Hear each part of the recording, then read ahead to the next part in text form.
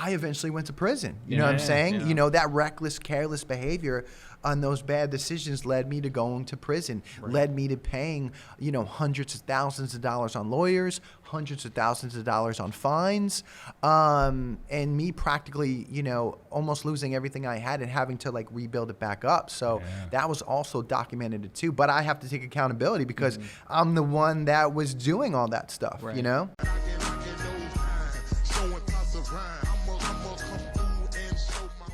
So, you know, it's a blessing to be in this position, but it all comes down to decisions, right? You're, you know, in life, you're a product of your decisions. If you're making good decisions, you start to go in like a positive trajectory. If you're making bad decisions, then you have to look in the mirror and say, you know what, like I'm the one that's making the bad decisions. Like I got to fix it. I got to make some changes. Well, momentum's such an important factor in life in anything, you know? So.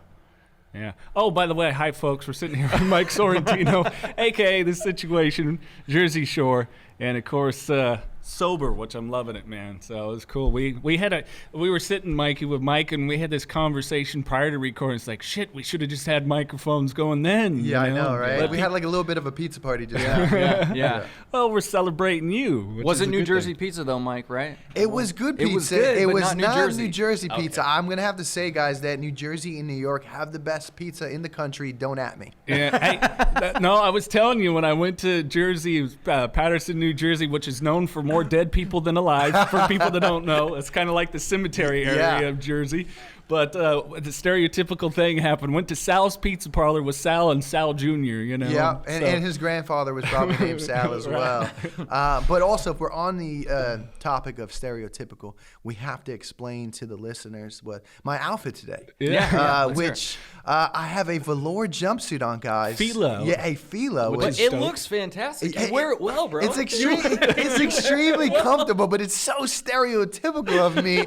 And like this guy, you know, this Italian guy coming to have a podcast with him, and he's wearing a soprano-esque velour jumpsuit. I'm kind of bummed out there wasn't a gold chain, but you know. Yes. It is. You know what? Back in the day, I was so reckless with like watches and chains that like the new like improved me that, you know, doesn't get them because the old me used to be so reckless and lost them and was doing all that crazy stuff. Right. It's odd how we start to shed some certain shit when we make changes, you know? Yeah. Because I used to, prior to kids, so I didn't embarrass my kids, but black nails, rings on every finger when guy liner was the rocker thing, you know, because that was what I was into. And then my kid's mom, you know, we were at concerts 5 days a week and partying it up and all the crazy shit. So that's the good thing about getting older, right? Some learn from their mistakes, turn their L's into lessons. You know, we get better as we get older. Yeah. And then others, unfortunately, might be pointing and watching and, you know, have to eventually get on that path. Yeah. Go ahead, Mike. I wanted to tell you this because, you know, we got Mike from Jersey Shore. You guys, gym tan laundry, that's your thing? Yes. You obviously can lift way more than me. You can tan better than me, but I got you on laundry, bro. Oh, damn. At me. I can do laundry. That's the best. I haven't heard that one before. That's a good one. I just had to tell you that. Yes.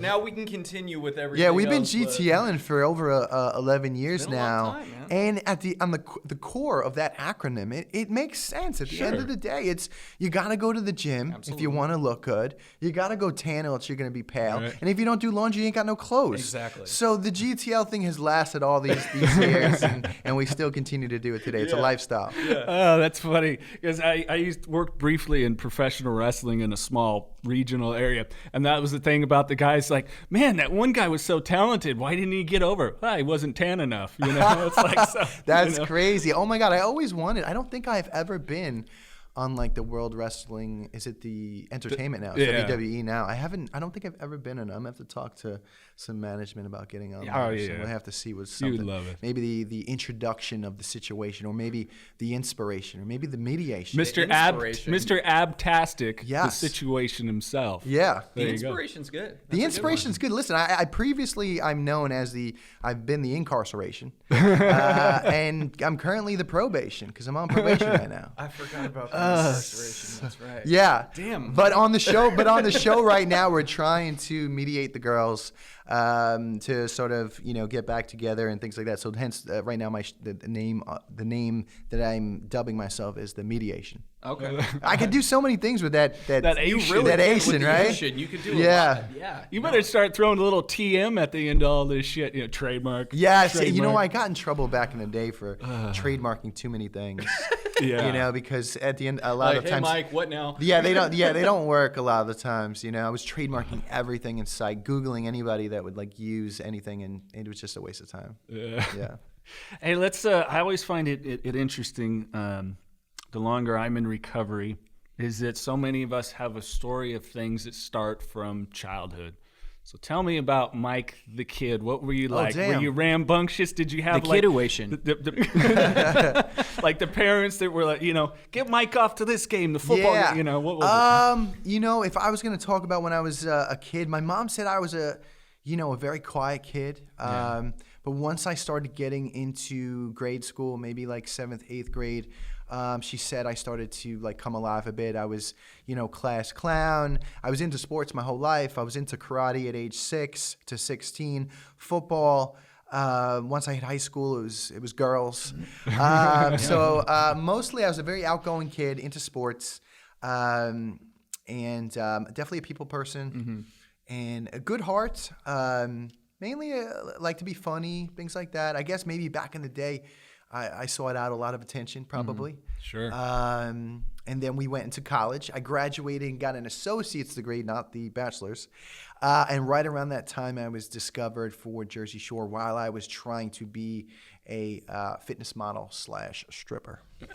How did that come about? Where did they discover you at? Where were you? That particular year, I was trying to be into entertainment. So I went into New York City and I got signed to a fitness agency. Okay. Where pretty much for the rest of my life, I would be doing JCPenney ads, probably. Right. Listen, I don't know, but something like that. Sure. And then during that time period of going on go-sees, I bunked into casting directors saying, listen, we're going to have a casting call down at the shore for a new reality show for Viacom. And that's how I got into the casting call. I bunked into VH1, which were the people that were running that particular casting call. And they were trying to do a reality show about Italians. And I believe they were going to call it America's Biggest Guido. Yep. I didn't really like the title because I thought that it was making fun of Italians. I can see how and you I was yeah. like, what, I want to be famous. I want to be on TV. I didn't necessarily want to be a reality star. I wanted to be into modeling or fitness or acting. Right. But I just happened to fall into reality TV because of this casting call. VH1 said, my casting call that you're the guy we're looking for. You're fit, you're shredded, you have a great personality. And the casting, or actually the pilot, was me just going out and at a club and what I do during the week. Eventually, VH1 kept that pilot and they pushed it for about a year. Eventually, it got picked up a year later. The producers would call me once a month. Mike, you're great. You're going to make it. Everything's going to be good. I dropped out of college, the whole nine, like a lot of people do when they're trying to get in entertainment. And eventually, it really did pop. I really did take that chance. And a year later, they said MTV picked it up, took it away from VH1 in 2009. And then once they picked it up, the show, that's when they started to build a show around me and some of the other castmates. I know that I was definitely one of the first, if not the first person that they saw. After that, then they grabbed Snooki, Pauly, and everyone else in 2009, and we started the show. Did you know anybody beforehand? I knew Sammy. I knew Angelina. Just from going out in that area, Sure, if just seeing you're them out in and Central Jersey and things like that, you see the same people out all the time. And that was it. Ronnie was from the Bronx. Pauly was from Rhode Island. Vinny was from Staten Island. Angelina was from Staten Island. Sammy was from New Jersey. Dina was from New Jersey. And JWoww was from, I think, Long Island. So I hope I didn't miss anyone. They'll be really pissed if I didn't miss. I know it here first if you did. Yeah, and Snooki, oh my God, Snooki was from Poughkeepsie. Yeah. Now, and Dina. From Poughkeepsie, there. Yeah, Dina, she got picked up because Sammy left, right? That's how Dina got. So, because Angelina left. Angelina, I'm sorry, not Sammy. Yeah, well, Sammy left a couple years later. Right. So she kind of lucked out in that way, right? Because she's big now too. Yeah. You know what? Everything happens in life. You know, another person's trash is another person's treasure. I guess, right? You know, she left. She didn't want to be on the show anymore, and the next thing you know it, you know, Dina stepped in and excelled, and she's doing great ever since. They got their second meatball. Yeah, right. Yeah, meatball. Speaking of that, she's pregnant, going on her second kid right now. So congratulations, Dina. That. Yeah, That's yeah. awesome. No, it really is when that's one of the weird things about being there on TV. You know, I'm curious how you handle it, because we had recently talked with Caitlyn Jenner. You know that, I mean, you know, all the stuff that she went through, obviously, and just the way that she handled it. And she actually made fun of us, said, "You guys are way more fucked up than I am. I've never had an addiction issue or anything else. Yeah? I just changed my gender." Oh my God! I've read your guys' bios. I don't know why the hell you'd want her to interview me. Oh my God! I mean, she's got a point. Yeah, I guess. Shit. To each his own, right? Yeah. But was there a point as the celebrity grew of the show that you felt you kind of had to be a little bit more on all the time? There was, because I can relate what you were saying about being the entertainer in class, the class clown. That was me. Humor got me through any and all of my insecurities. So I was curious, did it kind of start to take off, especially with, I mean, social media? My addiction or me trying to play a part? Playing a part. Because you were the villain, which it's so funny to sit here and talk with you now. It's like, this is the nicest freaking guy on the planet. Yeah. No, I do have a nice image now, but back then. But what you're talking about, you know what? When we were filming in our 20s, I definitely amped it up. You know what I mean? I definitely took some inspiration from, I know we were talking about it before, but the World Wrestling Federation, as they're playing a part and they're really amping it up. So I thought to myself, well, what happens if they have a reality TV character that plays a part but really amps it up? Right. And back then I was sort of like a bad guy. And those actions really were me. We really reality, and I was really doing some wild things. But I definitely amped it up, you know, to make it almost like a character. Yeah. And as the money and fame increased, I'm sure, you know, the craziness did as well. Yeah. Well, and go ahead.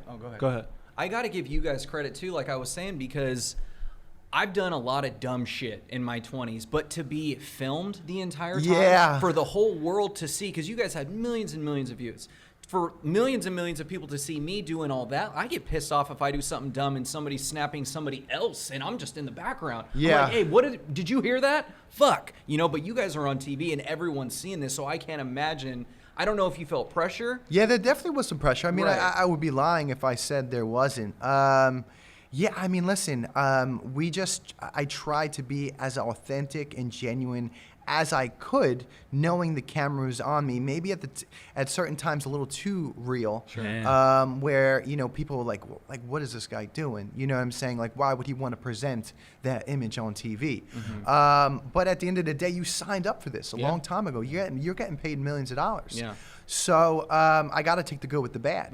And at that particular time, in the earlier Jersey Shore days, I reveled in being the bad guy. You know, I guess maybe my standpoint at that particular time period was like, somebody's got to be the bad guy. I guess I'll be the bad guy. You know what I'm saying? And they always say in TV, like, somebody does have to be the villain in reality TV or even in a movie. So I guess I reveled in that particular point. But we also have to talk about the opposite of that, is when you are doing those negative behaviors.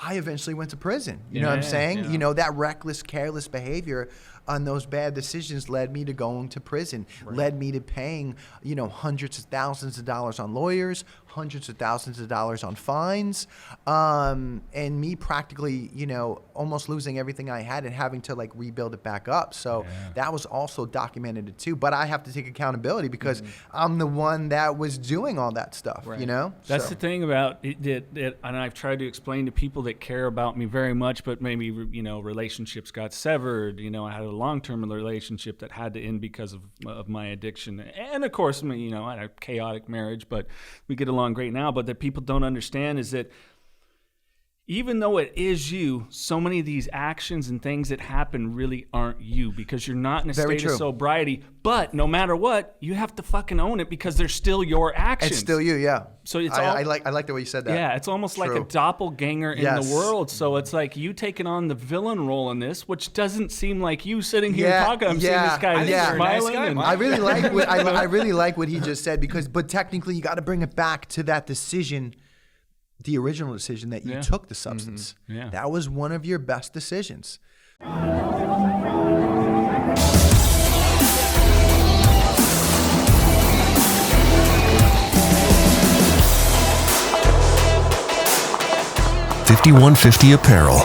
Lifestyle with a purpose. So, although it may have led to me, having bad relationships with MTV at that time period in the early years, losing friends like Snooki and Paulie and everybody else, and maybe even losing future relationships with other TV networks because they're like, wow, we can't control this guy. Mm-hmm, sure. You know what I'm saying? But I have to own it because that original decision was me being naive and saying, you know what, like I can handle this. And and the fact of the matter was, I had an addictive personality. I didn't know who I was. Mm-hmm. I guess I can't necessarily blame myself. I have to forgive myself because I wasn't educated in addiction. I wasn't educated in knowing who I was as a person.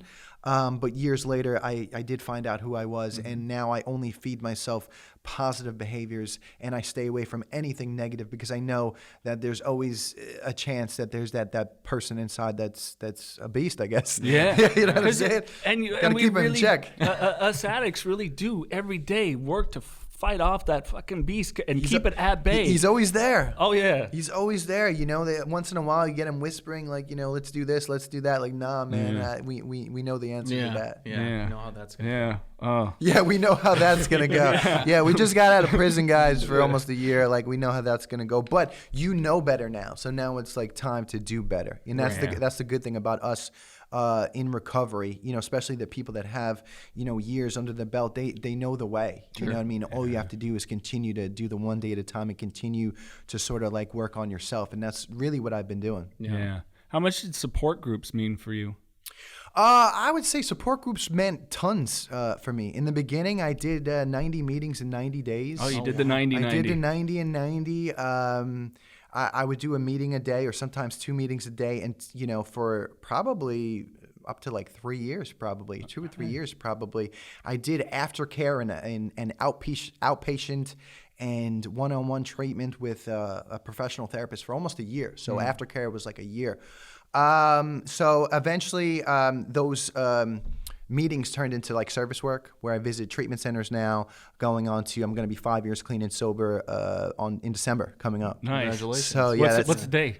December 24th, Christmas Eve. Oh, Christmas Eve. Yeah, you could imagine 5 years ago, Christmas Eve, I thought it was a good idea. And that's a hell of a present to your friends and family, too. It is. Oh, my God. Yourself. It really is. Because I wouldn't have learned all the things that I know now to sort of, live my best life or be my best self. Those tools that you learn in recovery, I pass on to my wife, my family, how we like live our life with integrity. You have that peace, you have that purpose now, and you have a million reasons why not to turn the other way. Sure. Yeah. Sure. The thing that trips me out about, like addicts, it's so interesting because you are known for being a fitness guy, good-looking dude, great body, that you could be so active in your addiction. Granted, me, it was alcohol. And, we were talking prior to, do an 18-pack a night easy and, as skinny as I am, but bloated. And you were still, looked phenomenal.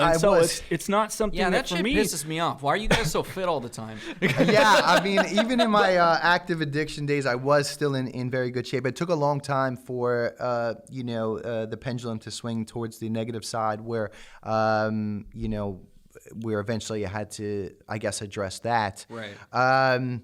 But I've always been into fitness, and definitely in recovery, I've used that tool to help me. Oh, I'm sure, yeah. You know what I'm saying? Because I always talk to people all the time. It's almost like you have a car, right? And if you don't, put gas in that car, You don't get an oil change for that car. You don't get a car wash. Guess what? You ain't gonna have no car. It ain't gonna be running. It ain't gonna be looking good. Same thing with your body, whether you're in recovery or not. You have to take care of your body. You have to keep the body moving, or else if you don't keep the body moving, it's gonna go the opposite way. Sure.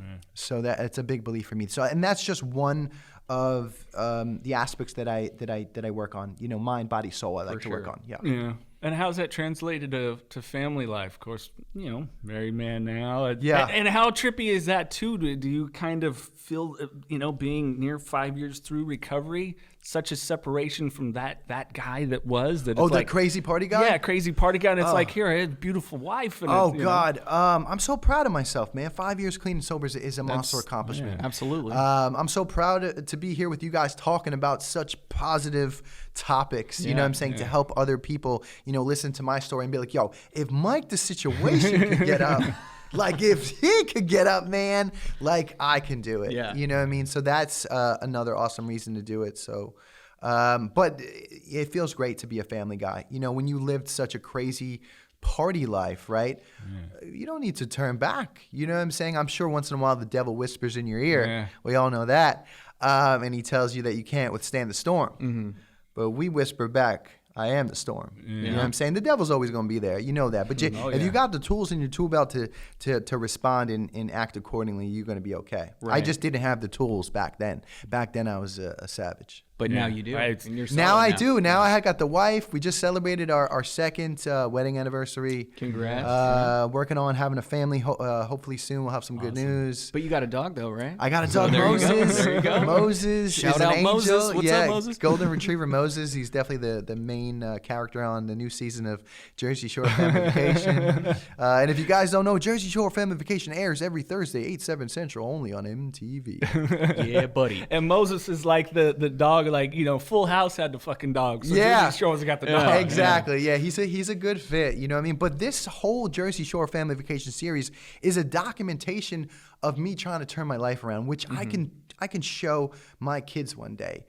From season 1 to now season 4, the documentation of me, being a good man, making good decisions, having good friends in my life, making good decisions, being a good role model if anyone chooses. So, listen, back in the day, different case. But it's a good story that anyone can refer to. When you guys first came out, was it hard to watch once it aired and all that? Or did you watch it? Certain seasons were hard to watch.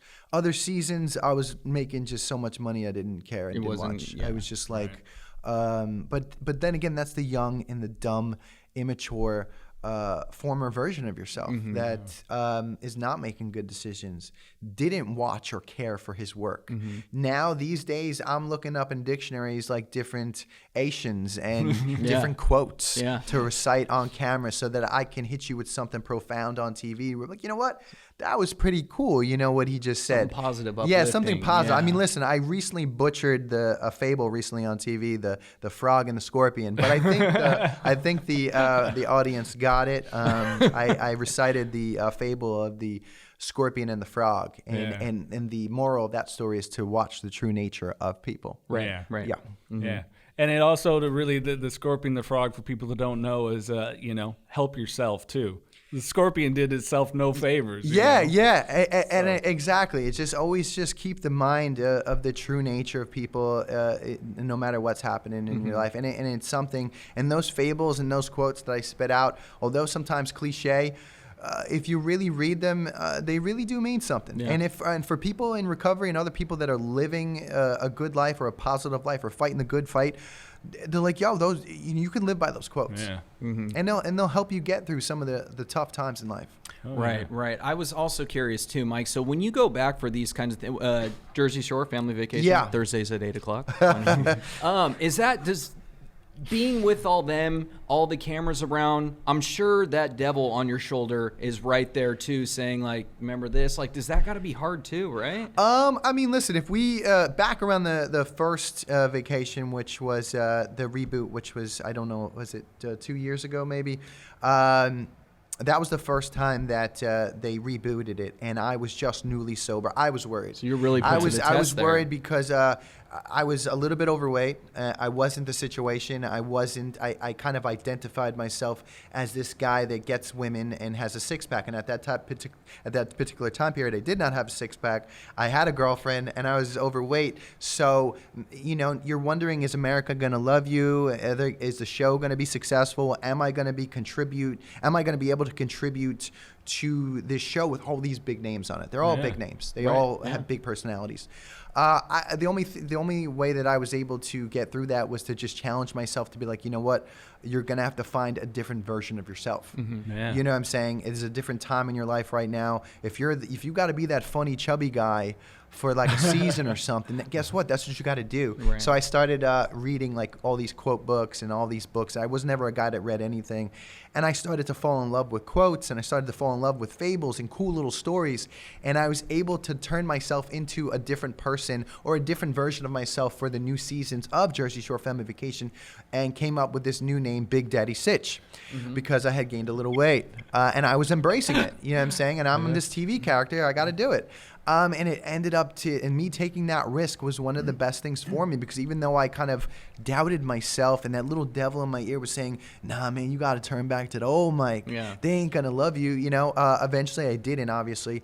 And it was the best thing for me, because I think America embraced someone that was vulnerable, trying to be sober. Sure. And, I just turned into like a funny, chubby guy for a season. Eventually I lost the weight. I lost 40 pounds in prison and got jacked and in awesome shape and continued to work on myself. But in that particular time period, I definitely had some doubts.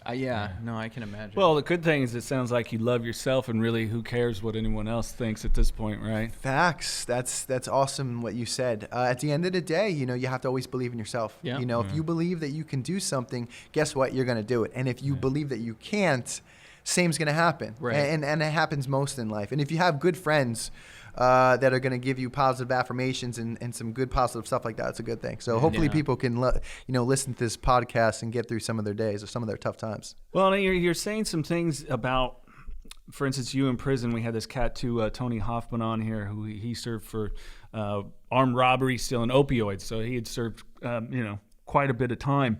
But it was what he did with that time.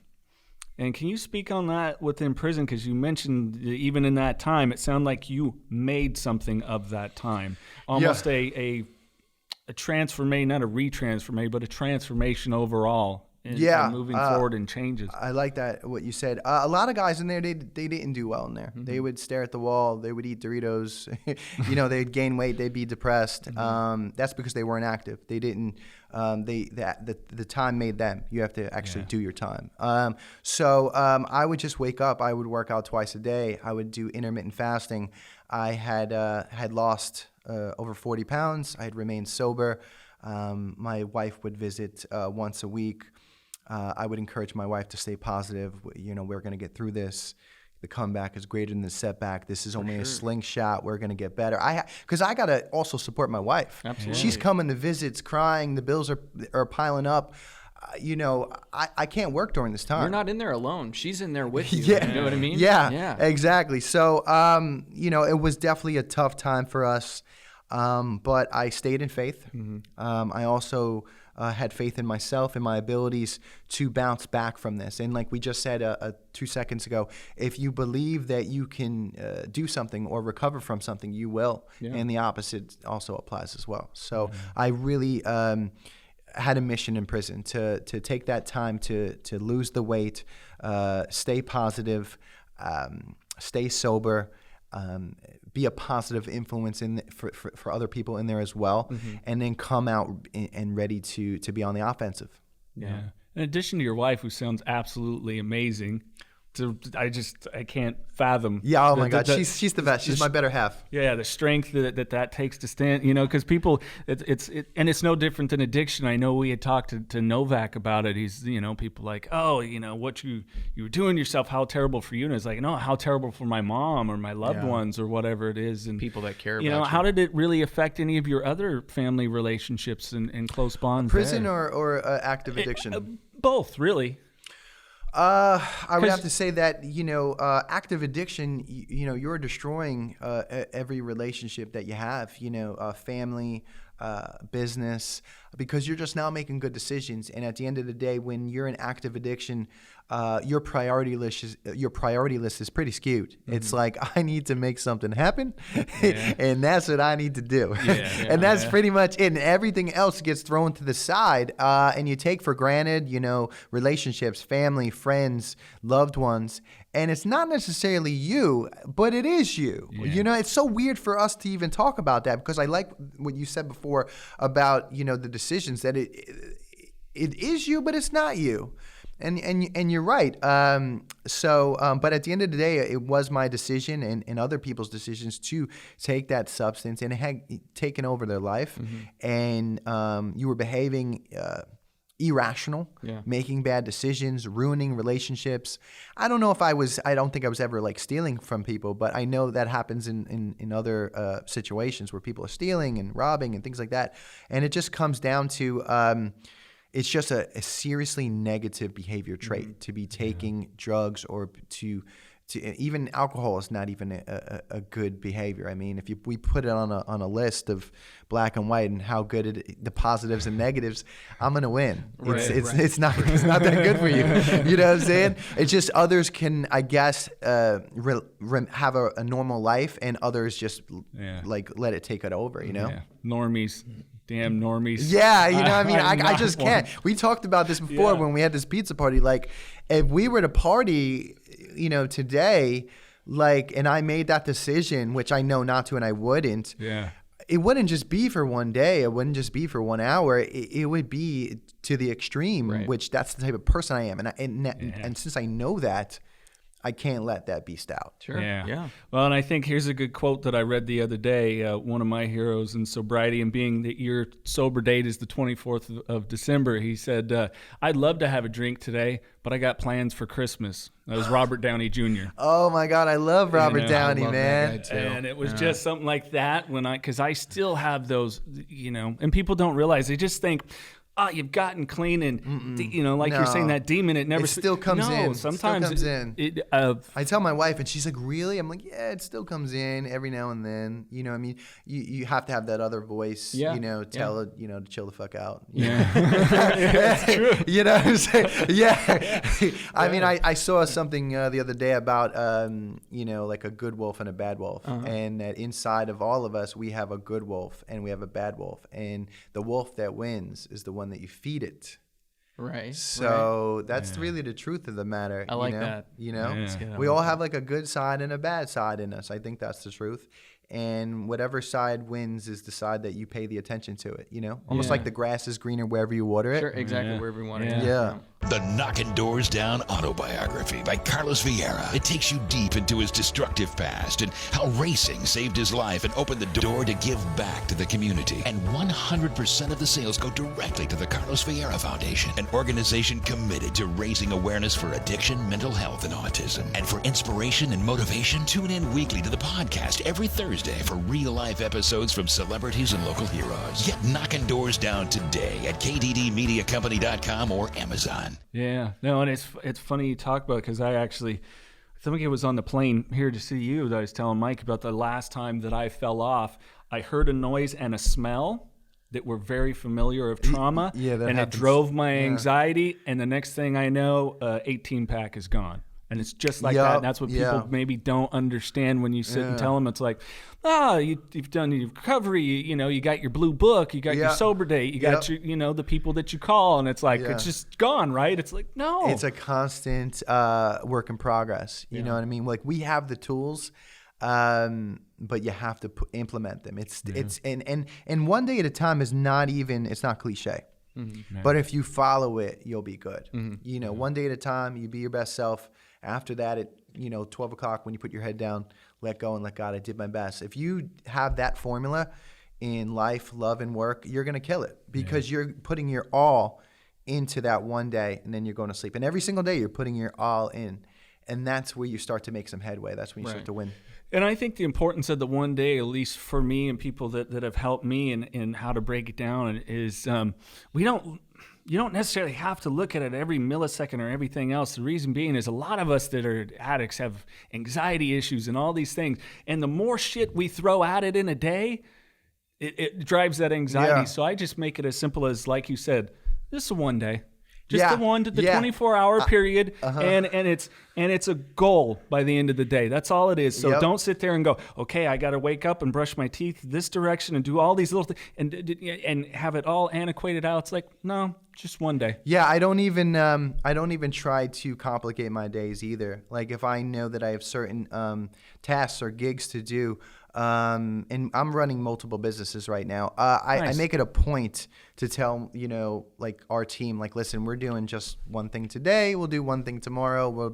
I space it out. Sure. I believe life is a marathon and it's not a sprint. And I don't want to be too quotey, but I love quotes. But, I just, you don't want to complicate yourself, especially when you have like that addictive, like perfectionist mindset that we sometimes have. Yeah. So what other business? I didn't know this. Entrepreneur here. Oh, What no. you got going? No, nothing, man. I just have this, this little T-shirt business we've had for the past couple of years.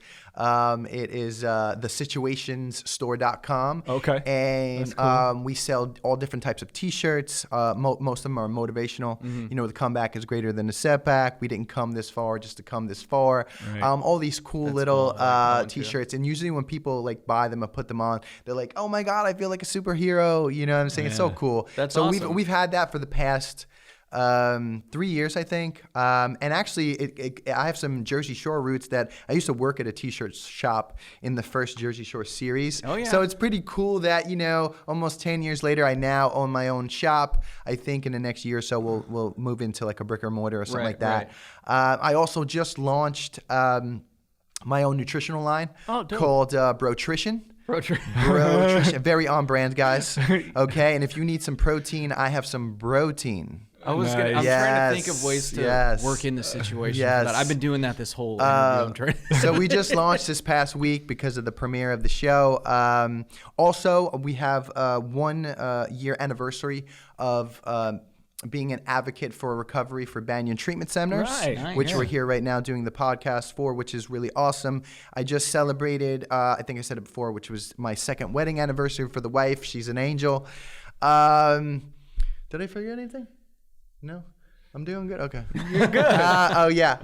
So we're doing good. And also we're launching a fitness project soon, which is like an online training thing where I have videoed all of my workouts, put them online for people to follow, and then every single week I do we'll do like 1 to 3 lives and give people VIP footage of how I'm working out, what I'm doing, so that they can also work out like the situation. So that's pretty cool too. Very cool. That is dope. Yeah, now when you're talking about that, because, we were talking about Carlos Vieira, the gentleman that, started this podcast, his autobiography. And of course, the clothing I'm wearing is his brand 5150, because the last night that he used and got arrested, he got the a cops, 51, he got a cops gave him a 5150? 5150. So he took the brand and flipped it on its end to mean something else. That's pretty cool. Yeah, so it's kind of when you were talking about that. But I'm digging the fitness stuff because there's so many people that need mentorship. So like the work you're doing with Banyan Treatment Centers, getting out, speaking with people, but with fitness as well. So it's pretty cool that mentorship, now you're being a mentor when you probably needed those mentors before. What is that meaning to you right now in life? It's just, I'm just living a good quality, healthy life now. You know what I'm saying? And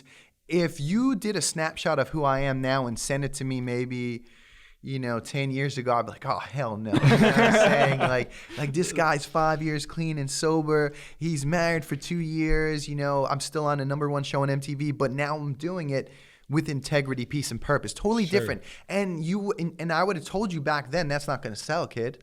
Nobody wants to see that. Right. But that's the opposite. That's not true. You know what I'm saying? That was the devil talking. Yeah. And I just shut him down. Yeah. You know what I'm saying? So now I'm just trying to one day at a time, just break the stigma, man. You know what I'm saying? Help other people through my story.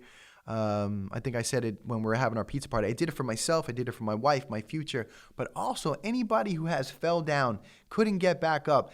We said it like, if Mike got up, I can too. To come back is greater than a setback. Yeah, what is that? Being that we're in the fighting city of Philadelphia, Yes. in Rocky Balboa. Yes. Life's not about how hard you can hit; it's about how hard you can get hit and keep going. I love it. So, I love it. Yep. Yeah, I'm that dude that like has that like ringtone in the morning. Yo, Yo, you gotta have that motivation. Ask my wife; she gets so pissed at me because every single day when I wake up, I have to put on some sort of superhero movie just to wake up. Oh yeah.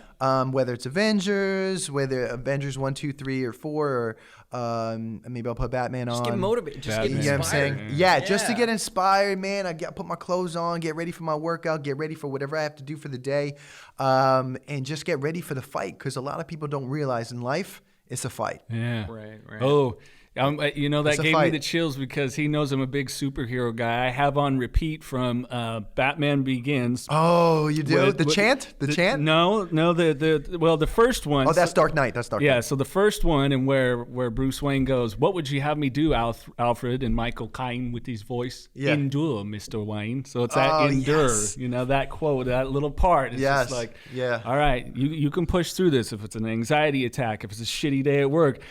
I love my kids, but when they're acting a fool, Yep. and you're just like, motherfucker, you know, like I love it. that I gotta day, get in it's just- touch with my superhero movie. Dude, I don't know what the fuck you guys dude, are talking about. I'm big into Batman. I put Dark Knight on all the time, whether it's an Avenger or not. And sometimes even when I'm working out, you know, the chant from Dark Knight when he gets out of the hole. Reese, follow.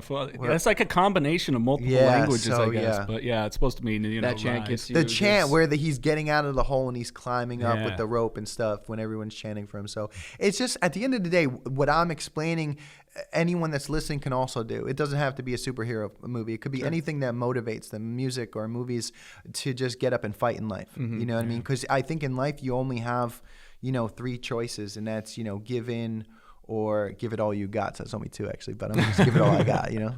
Well, and we do so much, and I think maybe when we're younger, of looking outward to the world to validate us. Oh my God! So yeah, that's so good that you said that, because especially with social media, people just they're all over that right now, and it's just like a smoke and mirrors. Yeah. You know what I mean? You're trying to get validation from all of the wrong places. I love that you said that. It's so meaningful right now. Where you need to find validation is from within, and it's there. You know, yourself, your higher power. Because I think it's leading towards more mental illness issues and even addiction issues, because people are looking for connectivity. And then if you're looking, addiction, the opposite of connectivity. Yeah. But if you're sitting and you're looking more outward at all these things and it's false, I just see it leading more and more people down a negative path to it. Was this created for what is happening right now? Did they create this for this exact outcome? Like, social media was created to bring us together, but was it really created for that? Yeah. Was it created to bring us farther apart? Which I think it is bringing us farther apart. Oh, actually. for sure. Oh, I think so. Absolutely. We see it all the time, you know, with some of our guests, just people just saying the dumbest shit just to be mean. And I've messaged For attention, yeah. Yeah, I've messaged a few people directly, and I go, hey, saw you commented on our podcast page. Is there anything going on that I can discuss with you? And some people tell you to fuck off. And there's been a couple of people that are like, well, I'm honestly really struggling right now. Okay, what's the struggle? And so you can get a little conversation. Yeah. But, you know, some people just are not open to it. That's why me and Jason balance each other out, because he's like, Yeah. oh, hey, what's going on? He's I'm deep. like, fuck them. Don't He's talk deep, to them. man. He's deep. I'm like, don't talk to them. He's- They're talking all this shit. I got nothing to say to them. He's onto something. You're is so deep, right. though. He is Anytime someone, I like that. Anytime someone DMs me something like horrible, or not DM, or even a comment, 99% of the time, if I hit them back and I say God bless, or, you know, like a cool quote that really means something, that responds to them, you know what they say every time back? I'm sorry, I just wanted you to respond. Yeah. And just wanted your attention. You're like, what? And I'm just like, that's insanity, man. Why would you even want to Just do that? all that to get It's your like the attention, stupid man. shit when you're young and you have a toxic relationship and you kind of want to split up with her, but you're at the same club and she goes and kisses your buddy. I just wanted your attention. It's like, why the fuck would you hurt yourself and present yourself as being shitty just to achieve attention? It also goes back to humans being faulted at the core. Right. Just saying. Yeah. Just saying.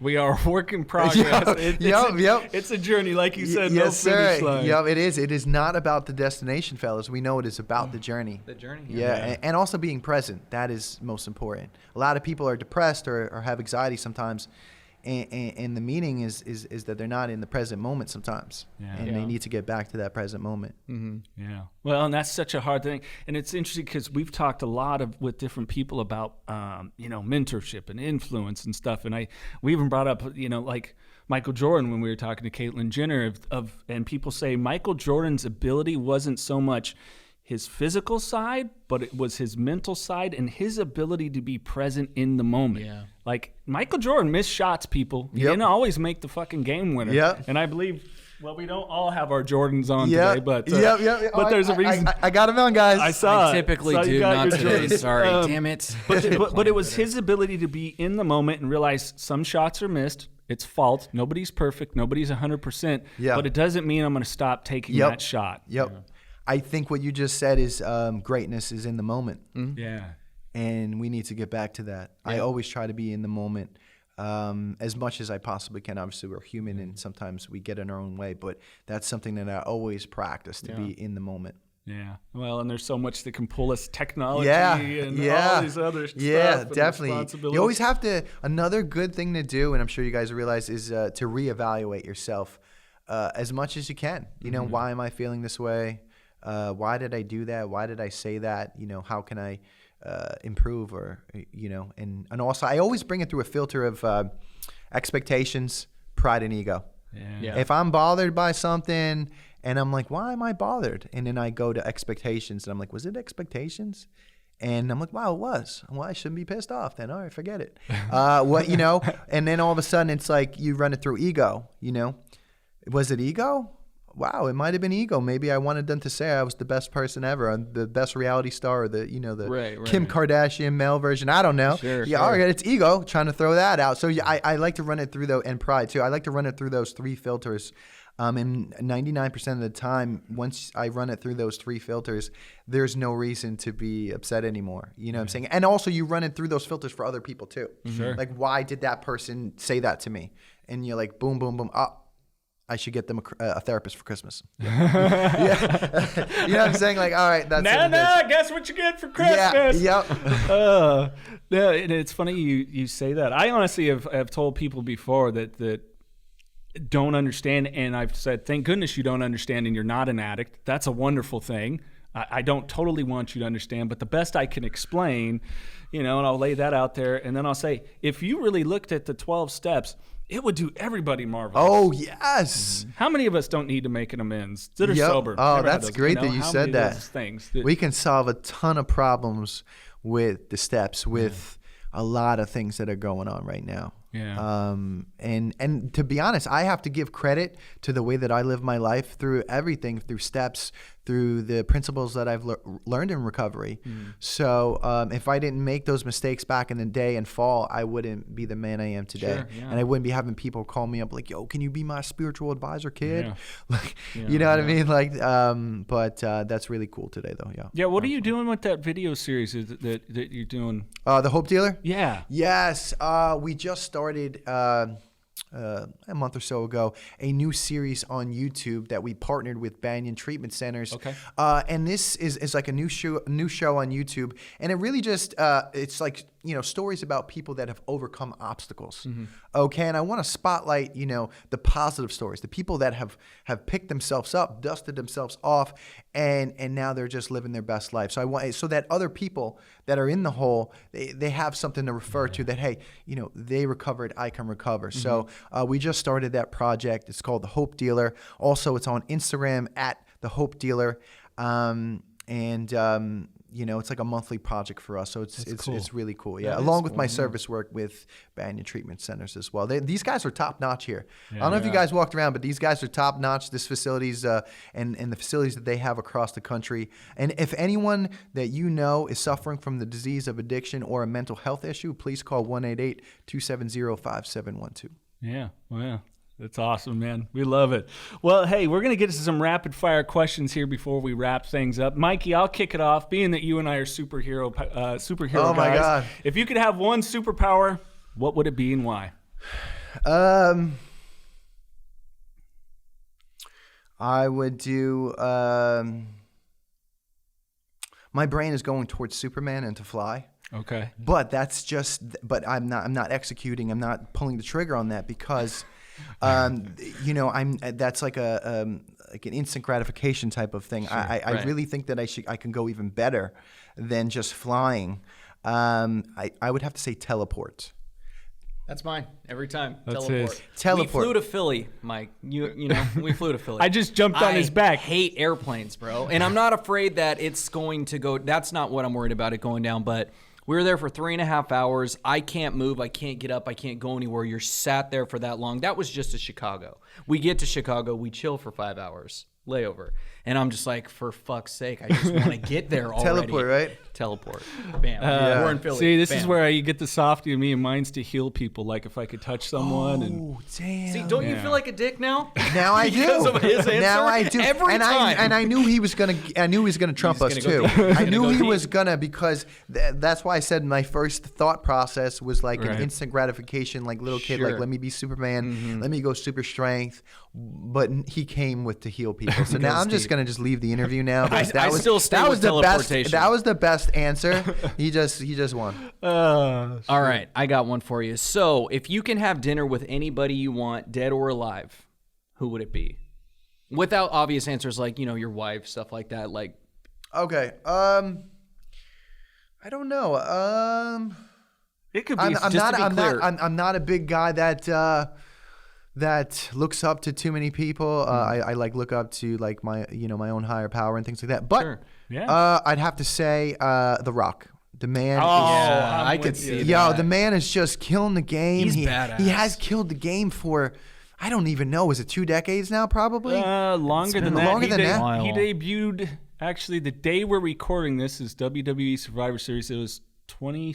He was in '96. So let's talk about it. The man killed the game in the WWE, right? Right. Then he killed the game in acting, Yeah. and then he kills the game in everything. Everything he does. Everything that he does touches. Everything he touches Bought the it turns to gold. XFL, has his own line of Under Armour gear. Yes, I mean, it's yes. just, So pretty much, I love his work ethic. I kind of love some of the messages that he delivers. Absolutely. They're like very integrity driven and positive. So I really like that. And plus, he's into lifting too, and so am I. So probably The Rock. I have quick little story. I have met him before. Oh, yeah? In my Give it to us. my crazy days, I bumped into him at an airport. And I was definitely probably high, but that's fine. I have to, be honest. You remember it, though. Yeah, I do remember, which is really good. Yeah. It was definitely during Jersey Shore days, and we were like the biggest show on MTV. We said 9 million viewers. Yep. I saw him at the airport, and he said to me, "Situation, America loves you, and no one has taught you, and you taught yourself how to brand yourself," or something like that. It was really cool, and I'll never forget that. It was He's really just a cool. cool He didn't guy. have to stop me. He didn't have to be so cool. He didn't have to give me like all these props. You know what I'm Right. saying? But I'll never forget. It was pretty Yeah. cool. And I also met Robert Downey Jr. He was also really cool What? too. I Yes. would love Okay. to meet Robert Downey I got- Jr., yeah, man, because I that's gotta my have that dinner story. pick. I gotta have that story. I'll be honest. I wasn't sober when I spoke to him, and his message. I don't remember the exact conversation. Was pretty much like a message of like, you gotta like do the right thing and clean your act up type of thing. Yeah, he seems Really? like a no bullshit kind of guy. Yeah, I saw him at like a like one of those daytime shows. God, what was that daytime show? He was great on the CBS. One of those CBS ones. He was great on on David Letterman's My Next Guest on Netflix. It's really good. I think he's great, and I love his comeback story too. So, I was Yeah, definitely people a big don't know fan that of- Letterman was an alcoholic. Oh, really? Yeah, Letterman was an alcoholic, and it was pretty early on in the Letterman show, and he realized, Yeah. I'm going to fuck this up if I don't get clean. So many people don't know. I would love to be able to speak with David Letterman on that. Yeah, a lot of the great ones are the ones that have been to the dark side Yep. and have returned. Yeah. Or don't. There's many people that took him down. Yes, you know? yes. It's very true. There's many that aren't here that Yes. passed away. As Facts, Seymour Hoffman, facts. and Oh, yes. I loved him. people Farley. that I admire. Chris Farley. We spoke with Tom Farley, Chris Farley's brother. Yeah, there was a couple people recently that had happened to. Yeah. Yeah, the past like 2 years, 3 years. Yeah. Yeah. So. It's sad. Yeah, all right. Another fun one. Pet peeve. What's your any pet peeve peeves, stuff that just annoys the shit out of you? Because I'm in recovery, I'm big on like your word. If you say you're going to do something, I flip out if you don't. Fucking liars. Because I come through. You know what I mean? Yeah, I come through. If I say I'm going to do something, I do it. Yeah. That's one of the things that I really had to work on.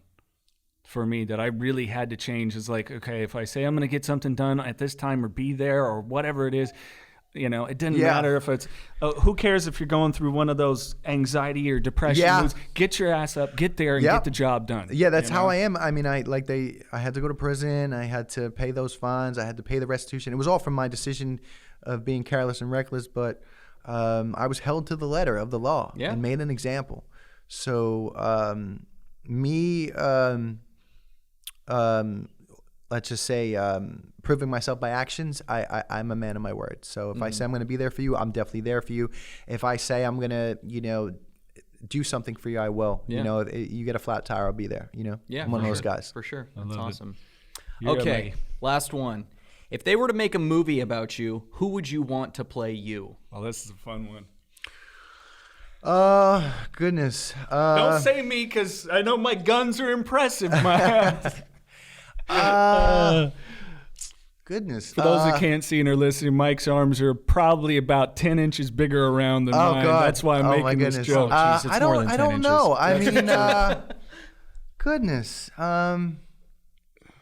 You know what? I can't play myself, so I'd have to say, what about the guy that plays Thor? Maybe dye his hair. Chris Hemsworth? I could see that. Maybe he dye his hair Why don't we dark. just say I don't know. The Rock, dude.